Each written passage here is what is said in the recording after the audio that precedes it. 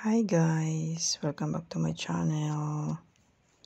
And for today's video guys is screen record tayo. Kasi gusto kong ipakita sa inyo yung kung paano gamitin yung Popo. Alam ko marami na rin sa inyo yung gumagamit ng Popo. Pero for today's video, ituturo ko sa inyo at ipapakita ko din sa inyo kung legit ba ang Popo. Kasi today is magwi-withdraw tayo. Magka-cash out tayo ng kinita natin sa Popo. So, ito yung Popo ko guys. Meron akong coins dyan na 76,000 something. And ang points ko ay umabot na ng 500,664 and 346. So, yan ang aking points. So, yung points na yun guys is pwede na natin siyang i-withdraw. So, for today's video, yan. Madali lang naman ang Popo guys. Masipag ka lang is kikita ka. Magkakaroon ka ng points.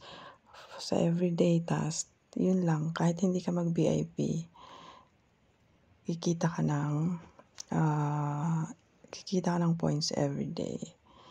So, ayan yung points ko guys. Ngayon is i-withdraw natin siya.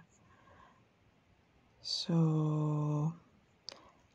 ang gagawin natin is i-ano natin siya sa ating, ang gagamitin ko is through GCash. So, ayan.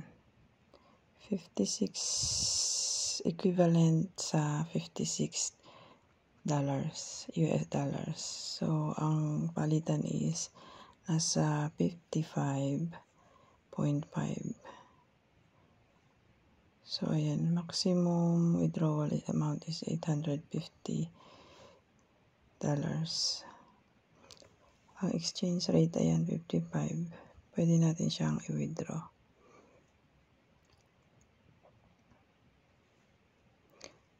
Meron silang, yung iba guys, meron silang ginagamit na link para hindi siya mabawasan. Kasi may bawas din kasi yung sa withdrawal may bawas. Dito sa GCash yata, I think is 2%. O yung iba, 10%. Kaya malaki din yung ikakat nila sa'yo. So, ayan, try natin yung GCash ko. So, hindi ko na alam yata dito. Hindi ko na nakalimutan ko yung password ko rito. So mag-try ako ng hanapin yung password ko.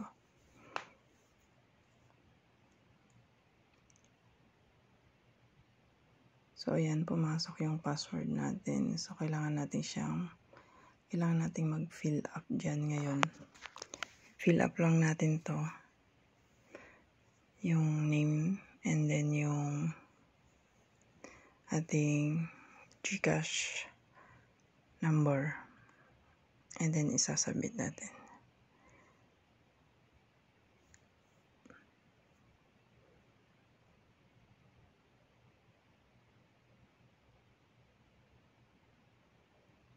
So, ayan yung mga pwede.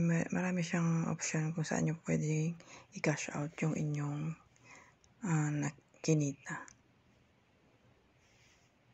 May ePay. Marami siyang option.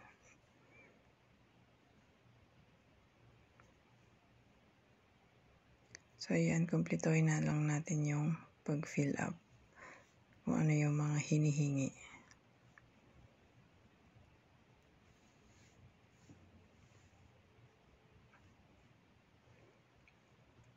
Kailangan kompleto. So, ayan, legit ang, guys, maraming beses na rin ako nakapag-withdraw. Pero this time kasi naipon yung points ko. Matagal ko siyang hindi withdraw. So, naipon siya. So, medyo malaki-laki yung ating mawi-withdraw for today's video.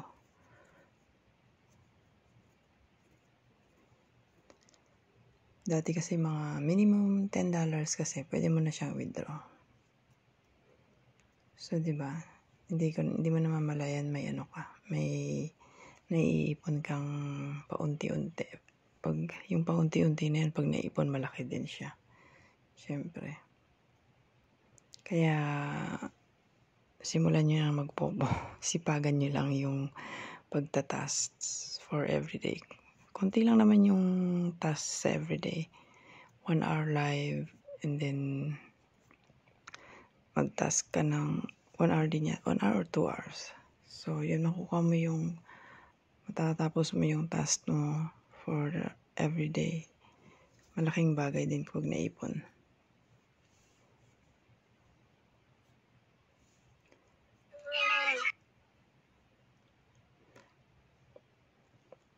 Ilagay natin yung ating GCash number.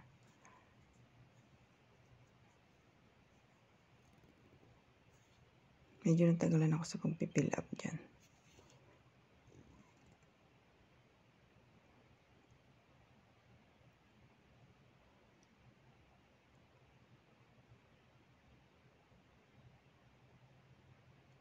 Sipag-sipag lang guys. Kesa pag may extra phone kayo. Since may extra phone ako, ayan, ginamit ko siya sa pagpopopo. Ayan, double check natin yung number. So, may monthly limit din siya. Ayan, $56.51. So, lagay natin yung password natin.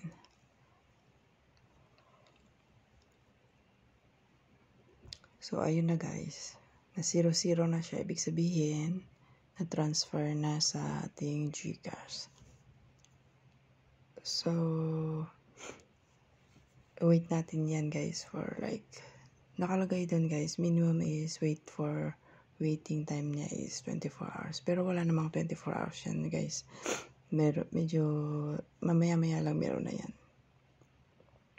So, ayan na siya.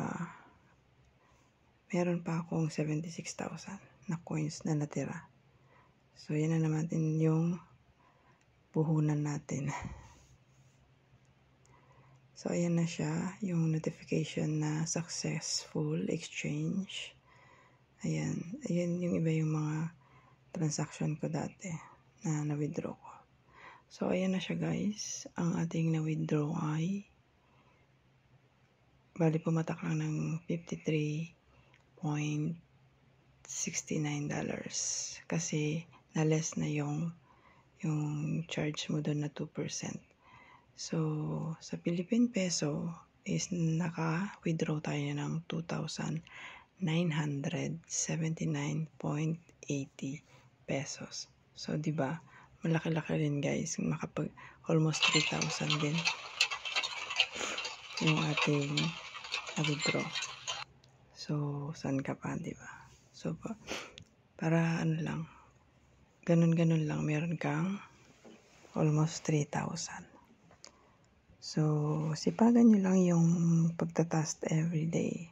Kung may pang VIP kayo guys, mag-VIP kayo kasi malaki yung